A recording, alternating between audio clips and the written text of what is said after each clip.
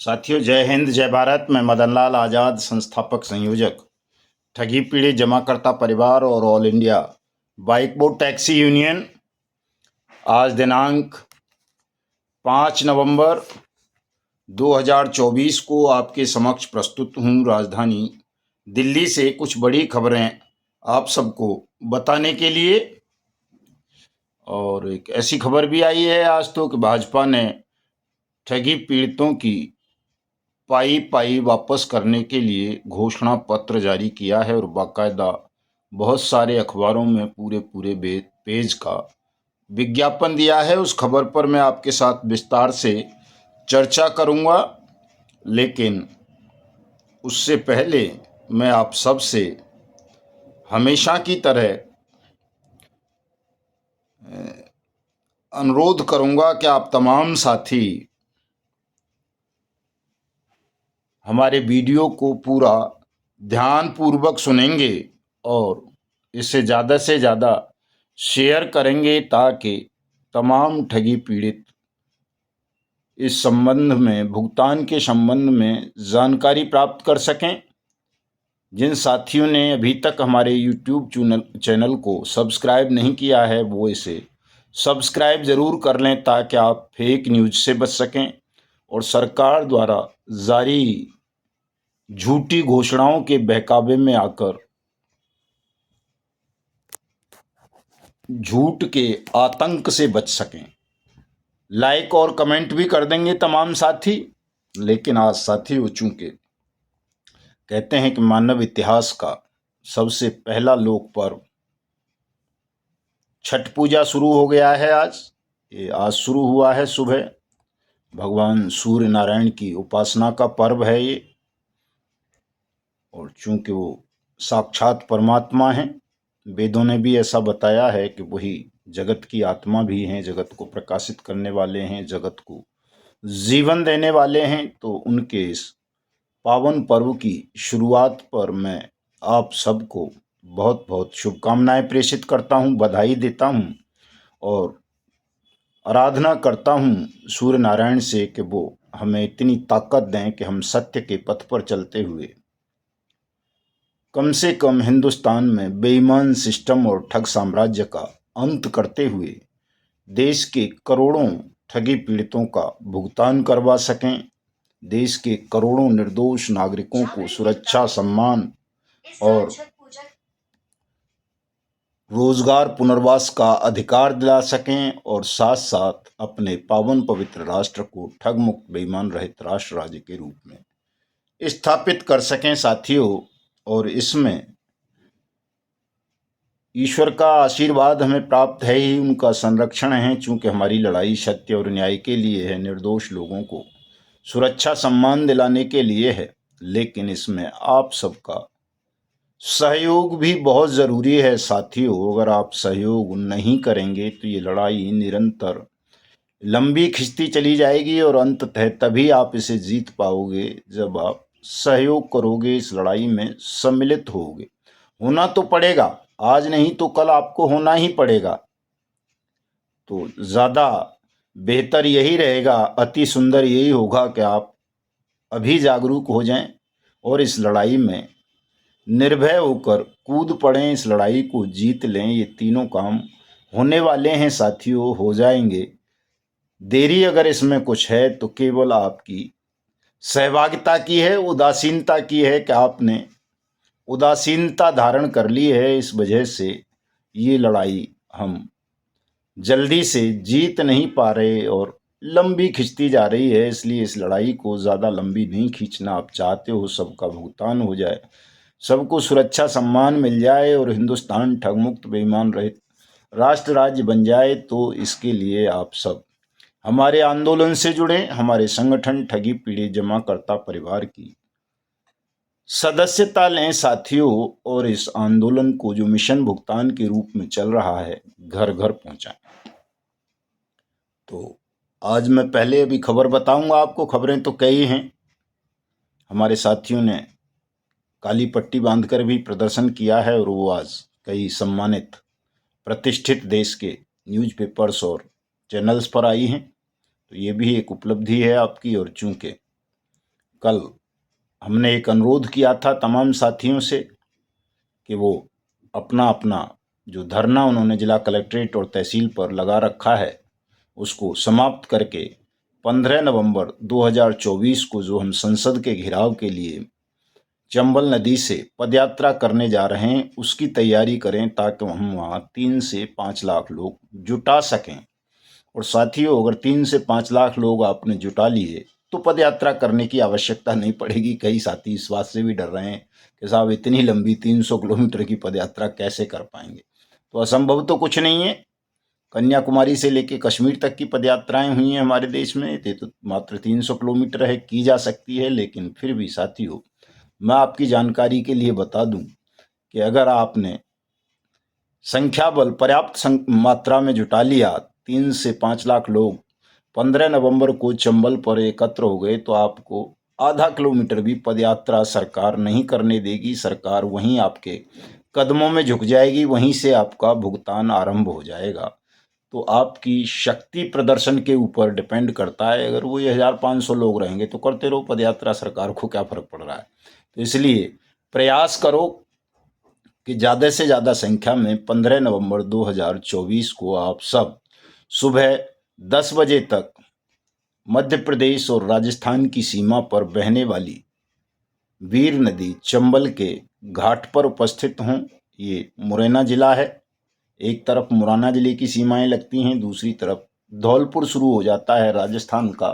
तो हमें मुरैना जिला वाले घाट पर पहुंचना है और वहां से आगे बढ़ना है दिल्ली की ओर। साथियों, जैसा कि आप सब ने कल के अपने ज्ञापन में भी अपने अपने जिला कलेक्टर्स और एसपी साहिबान को दिया है, वही काम आपको सबको करना है। इसलिए घबराओ मत, डरो मत, तनाव मत लो, आगे बढ़ो। आपका भुगतान होने जा रहा है साथियों, इसमें कोई संदेह नहीं है। संदेह है तो केवल यही है कि आपकी सहभागिता पर्याप्त मात्रा में नहीं हो पा रही। तो मैंने ये केवल अनुरोध किया था, कोई आदेश नहीं था मेरा ऐसा कि आप सब खत्म कर ही दें। कुछ साथियों ने इस पर विरोध व्यक्त किया है। एक साथी ने तो यहाँ तक लिख दिया कि आपने आंदोलन वापस ले लिया। तो साथियों, आंदोलन वापस नहीं लिया है। आंदोलन तो तब तक जारी रहेगा जब तक आप सबका भुगतान नहीं हो जाता या हम अपने प्राण नहीं त्याग देते। दो ही कंडीशन हम हमेशा से कहते रहे हैं, ये आंदोलन वापसी नहीं है, केवल धरनों को समाप्त करने का हमने अनुरोध किया था कि आप धरने समाप्त कर लें। चूँकि हमारे कई साथियों की जीवन लीला समाप्त हो गई इस 65-66 दिन में। धरना देते देते बहुत सारे कष्ट भोगने पड़ रहे हैं साथियों को। और दूसरा, 15 नवंबर सर पर खड़ा है और ये सरकार शांति की भाषा समझती नहीं है। तो सरकार को आंदोलन का महत्व समझाने, सत्याग्रह की ताकत से परिचित कराने के लिए 15 नवंबर का हमारा जो पदयात्रा का कार्यक्रम है और 25 नवंबर को जो संसद का घेराव और प्रचंड प्रदर्शन का कार्यक्रम है दिल्ली का, उसकी तैयारियों के लिए भी साथियों समय चाहिए था, साथी चाहिए था। इसलिए मैंने अनुरोध किया था। लेकिन जहां हमारे साथियों के पास इतनी शक्ति है कि वो धरना भी जारी रख सकते हैं और 15 नवंबर और 25 नवंबर की भी तैयारी कर सकते हैं, तो वो धरना जारी रखें। हमको इसमें कोई आपत्ति नहीं है। लेकिन ये ध्यान रखें कि 25 नवंबर को हम इस लड़ाई का अंत कर दें, संसद की धुलाई करते हुए पवित्र नदियों के जल से। इतनी लोग आपके पास होने चाहिए साथियों। और सत्याग्रह का जो परिभाषा है या जो उसका अर्थ होता है वो जनमत पैदा करना होता है साथियों, जागरूक करना होता है देश को। तो जो ये भी धरने, प्रदर्शन, सभा, प्रेस कॉन्फ्रेंस इत्यादि इत्यादि हम जो कर रहे हैं सोशल मीडिया के माध्यम से या जमीन पर, वो सब जनमत पैदा करने के लिए कर रहे हैं। चूंकि बिना जनमत के न कोई किसी कानून को पूछता है, न कोई सत्य की परिभाषा समझ पाता है, न कोई न्याय ले पाता है, न कोई अपने देश को बचा पाता है। ये सत्याग्रह ऐसा औजार है जो आपके पक्ष में जनमत पैदा करता है। और जब जनमत पैदा हो जाता है आपके पक्ष में, तो फिर सरकार चाहे लोकतांत्रिक ढंग से चुनी हुई हो या कोई तानाशाह शासक हो, वो जनमत के सामने झुक जाता है या मिट जाता है।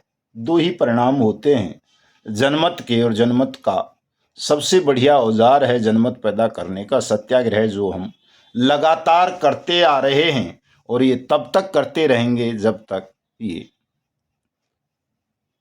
हमारी दोनों बातें में से कोई एक नहीं हो जाती कि या तो सिस्टम झुक जाए, समर्पण कर दे, आपका भुगतान कर दे, या फिर हम अपने जनमत के द्वारा इसका अंत कर दें और स्वयं आप सबका भुगतान कर दें, आपकी न्यायपूर्ण मांगों को पूरा कर दें। तो ध्यान से सुन लिया करें चीज़ों को। आप शब्दों को ठीक से समझ नहीं पाते हो। हमने आंदोलन कभी समाप्ति की घोषणा नहीं की है, आपने उसको गलत समझ लिया चीज़ों को। हमने केवल धरने के लिए अनुरोध किया था। तो आप अगर इतनी शक्ति है आपके पास, धरना जारी रख सकते हैं तो रखें, हमको कोई आपत्ति नहीं है किसी भी साथी से, चाहे वो किसी जिले पे धरना लगाए बैठे हैं या तहसील मुख्यालय पर। तो मैं आता हूं अब उस बड़ी खबर की तरफ। आप देखोगे भाजपा का प्रण ये तमाम न्यूज़पेपरों में है साथियों, झारखंड वालों में और महाराष्ट्र वालों में भी, जहां जहां चुनाव है वहां सब में है ये भाजपा का प्रण। 65,000 पारा शिक्षक, सहायक पुलिसकर्मी समेत अनुबंध कर्मी होंगे नियमित, यानी परमानेंट कर देंगे उनको। सहारा के निवेशकों की पाई पाई होगी वापस, और रोटी बेटी माटी की पुकार झारखंड में भाजपा सरकार। ये एक फर्जी विज्ञापन झूठ बोल के आपको भ्रमित करने के लिए भारतीय जनता पार्टी ने जारी किया है। ऐसा ही विज्ञापन साथियों वर्ष 2019 में लोकसभा चुनावों के दौरान भारतीय जनता पार्टी ने जारी किए थे। तमाम टीवी चैनलों पर आता था। फिर जब छत्तीसगढ़ का चुनाव हुआ वहां किया पिछली बार विधानसभा चुनाव में, और उड़ीसा में तो इसके से भी आगे बढ़ के ये कह दिया था कि सरकार में आते ही 24 घंटे के अंदर अंदर तमाम ठगी पीड़ितों का भुगतान भारतीय जनता पार्टी की सरकार कर देगी। लेकिन आप सब जानते हो कि वर्ष 2019 21 फरवरी से देश में भुगतान की गारंटी का अधिकार अनियमित जमा योजनाएं पाबंदी अधिनियम 2019 लागू किया गया।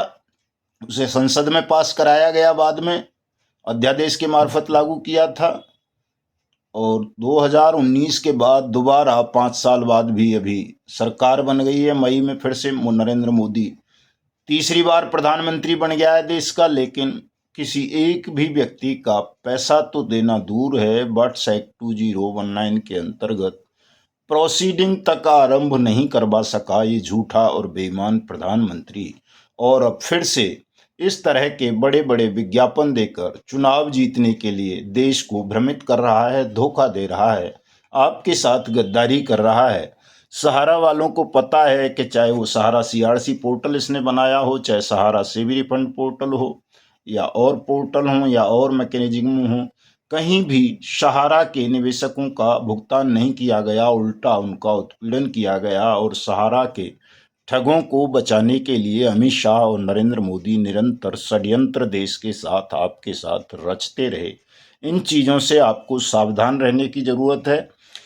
हालांकि हमारा संगठन गैर राजनीतिक है साथियों, लेकिन ऐसी चीज़ों को देखकर क्रोध आता है जब हम भारतीय जनता पार्टी के झूठ को देखते हैं। चूंकि भुक्तभोगी रहे हैं, हमने खुद आम चुनाव से पहले अपील की थी कि इन्हें 400 पार करवा दो।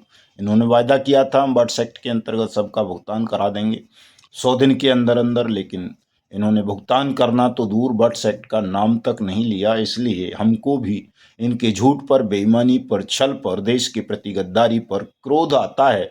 और एक सच्चे राष्ट्रभक्त होने के नाते हम भी अब इनका पुरजोर विरोध कर रहे हैं। और मैं ये अपील करना चाहूँगा गैर राजनीतिक होते हुए भी अपने तमाम समर्थकों से, देशभक्तों से, शुभचिंतकों से, कि वो चाहे झारखंड का चुनाव हो, चाहे महाराष्ट्र का चुनाव हो विधानसभा का, चाहे कहीं उपचुनाव हो रहे हैं, भारतीय जनता पार्टी को कोई भी साथी वोट नहीं करेंगे, बल्कि जो भारतीय जनता पार्टी को या उसके सहयोगी दलों को हराने की स्थिति में प्रत्याशी हो उसको वोट कर दें, चाहे वो किसी भी पार्टी का हो या निर्दलीय हो।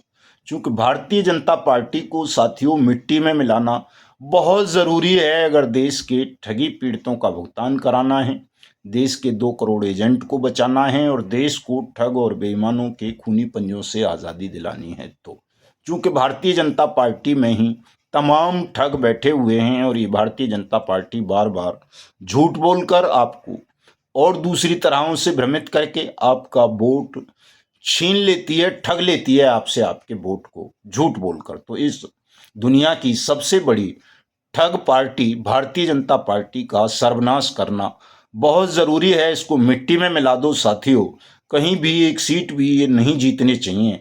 ऐसी हालात कर दो, सब लोग एकजुट होकर इनके विरोध में जो मजबूत प्रत्याशी हों उनको मतदान कीजिए, ताकि इन्हें आपकी पीड़ा, आपका शोषण, आपका दर्द और कानून के प्रति निष्ठा इनके मन में उत्पन्न हो। इन्हें पता चले कि कोई दल सत्ता में बैठकर अगर देश के कानून का, देश की संसद का सम्मान नहीं करता, उसका अपमान करता है अपने राजनीतिक हितों के लिए, अपने ठग आकाओं को बचाने के लिए, तो ये देश नपुंसक नहीं है, कायर नहीं है। ये ऐसे दल को मिट्टी में मिला सकता है, खत्म कर सकता है साथियों।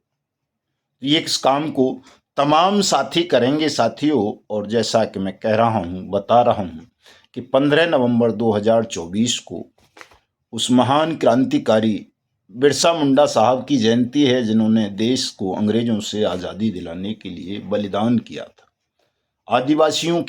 आदिवासी थे वो, लेकिन वो देश के लिए लड़े। और उनकी 100वीं जयंती है ये साथियों। और इस अवसर पर प्रधानमंत्री भी, तमाम चीफ मिनिस्टर भी आयोजन कर रहे हैं 15 नवंबर को बिरसा मुंडा साहब को श्रद्धांजलि देने के लिए। लेकिन वो झूठी श्रद्धांजलि देंगे, केवल अपने वोट की खातिर श्रद्धांजलि देंगे, ताकि वो आदिवासियों का और देशभक्तों का वोट प्राप्त कर सकें। शहीद बिरसा मुंडा साहब की जयंती मनाकर धूमधाम से। तो हमें इनके इस छल को भी तोड़ना है साथियों। और सच में चंबल नदी के पावन तट पर हम 15 नवंबर को बिरसा मुंडा साहब को श्रद्धांजलि अर्पित करेंगे और शपथ लेंगे देश को ठगमुक्त, बेईमान रहित राष्ट्र राज्य के रूप में स्थापित करने की।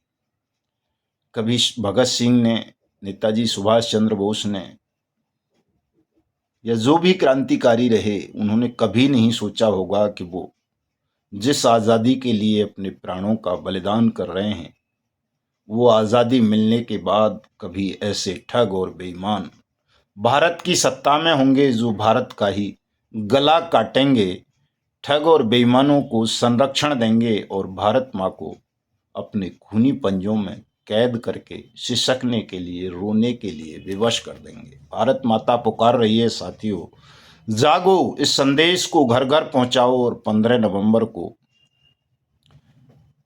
चंबल के तट पर लाखों साथियों के साथ उतर पड़ो। और वहां से जब आपकी भीड़ का नज़ारा पुलिस प्रशासन, LIU के माध्यम से मोदी को पता चले, अमित शाह को पता चले, तो इनके कपड़े खराब हो जाएं और ये वहीं आ जाएं। चाहे वो मुख्यमंत्री भोपाल का हो, मध्य प्रदेश का हो, चाहे यूपी का, चाहे राजस्थान का, या कहीं का, वहीं सब आएं, आपकी चरण वंदना करें, आपकी कदम बोसी करें और आपका पैसा वापस करें। इतनी संख्या आप 15 नवंबर को चंबल घाट पर जुटाओ साथियों। और यदि वहाँ कदम बोसी आपकी ना करें, माफ़ी ना मांगें, आपका भुगतान ना करें, तो वहीं से मार्च करो। और आप वहाँ के अलावा जहाँ भी हों, जैसे भी हों, वहीं से चल पड़ो। और 25 नवंबर को तो दिल्ली को बिल्कुल जाम कर दो साथियों। संसद भवन की धुलाई करो, सांसदों की धुलाई करो बढ़िया से, पवित्र नदियों के जल से, ताकि इनकी मरी हुई आत्मा जाग उठे और संसद को, लोकतंत्र के मंदिर को बिल्कुल शुद्धिकरण कर दो, उसका पवित्र बना दो कि उसमें अब कोई फिर ऐसा अपराधी, ठग, बेईमान प्रवेश करने का साहस ना कर सके, जो देश के कानून के प्रति, उस लोकतंत्र के मंदिर के प्रति समर्पित ना हो। ये काम हमको करना होगा साथियों। और मैं रोज़ाना की तरह अपने उन तमाम साथियों का आभार व्यक्त करूंगा, धन्यवाद दूंगा, जिन्होंने भी हमें आर्थिक सहयोग भेजा है इस आंदोलन को चलाने के लिए और देश को बचाने के लिए। उनमें अवधेश प्रताप सिंह हैं, 101 रुपये उन्होंने भेजे हैं। हमारे मथुरा के जिला कोषाध्यक्ष हैं रामजीत सिंह साहब, उन्होंने लक्ष्मण सिंह सैनी जी के माध्यम से 50 रुपये भेजे हैं। सुरेश चंद्र कोहली जी ने 11 रुपये भेजे हैं। हमारे वीरेंद्र सिंह मंडल अध्यक्ष अलीगढ़ रोज़ाना 1 रुपया भेजते हैं, उन्होंने आज 2 रुपये भेजे हैं। काशीराम धीमान साहब ने 151 रुपये भेजे हैं। चौधरी तारा सिंह जी ने 11 रुपये भेजे हैं। रूपचंद भागवत साहब ने 11 रुपये भेजे हैं। मधुप कुलश्रेष्ठा जी ने 251, ये हमारे लाल बहादुर कुलश्रेष्ठा जी जो हमारे मंडल महासचिव हैं अलीगढ़ के, उन्होंने 251 रुपये भेजे हैं। अब्दुल करीम साहब ने 11 रुपये भेजे हैं। नरेंद्र कुमार जी ने 11 रुपये भेजे हैं। इस्माइल खान ने 1 रुपया भेजा है। मुकेश कुमार ने 11 रुपये भेजे हैं। गोविंद विजय जी ने 11। सुशील कुशवाहा साहब ने 20। फूल सिंह अहिरवार साहब ने 1। चेतराम कुमार साहब ने 1। गोपाल सिंह रावत ने 1। शोएब अहमद साहब ने 11 रुपये भेजे हैं। मैं इन सब का बहुत बहुत धन्यवाद व्यक्त करता हूं, आभार व्यक्त करता हूं और आप सबसे भी अनुरोध करता हूं कि जो भी अपने देश को अंश मात्र भी प्रेम करते हैं वो तमाम साथी हमारे इस आंदोलन में आर्थिक सहयोग अवश्य करें और जो तन से सहयोग कर सकते हैं वो तन से भी करें, जो मन से कर सकते हैं वो मन से भी करें। आर्थिक सहयोग करने के लिए मेरा नंबर नोट कर लें आप 9560479048। इस नंबर पर गूगल पे, फ़ोन पे, पेटीएम इत्यादि के माध्यम से आप अपनी सहयोग राशि भेज सकते हैं साथियों। और भूपाल सिंह जी भूपाल सिंह जी ने 100 रुपये, राम शिरोमन साहब ने 11 रुपये, सियाराम वर्मा जी ने 11 रुपये, उमाकांत जी ने 50 रुपये, महेंद्र सिंह जी ने 11 रुपये, ये पैसे और भेजे हैं कुछ साथियों ने। आप सबका भी धन्यवाद साथियों। और हमारे तमाम साथियों ने जो आंदोलनरत रहे हैं उन सबका भी बहुत बहुत अभिनंदन और उम्मीद करता हूं आप इस आंदोलन को समाप्त नहीं होने देंगे। विजय प्राप्ति तक तमाम साथी इसी तरह लगातार संघर्षरत रहेंगे। रात को 9 बजे आज मैं अपनी आईडी फेसबुक मदन लाल आज़ाद से लाइव रहूँगा। तमाम साथी उससे जुड़ें और लंबी चर्चा करते हैं कि कैसे हम इस आंदोलन को सफल बना सकते हैं साथियों। तो मिलता हूँ रात को। जय हिंद, जय भारत।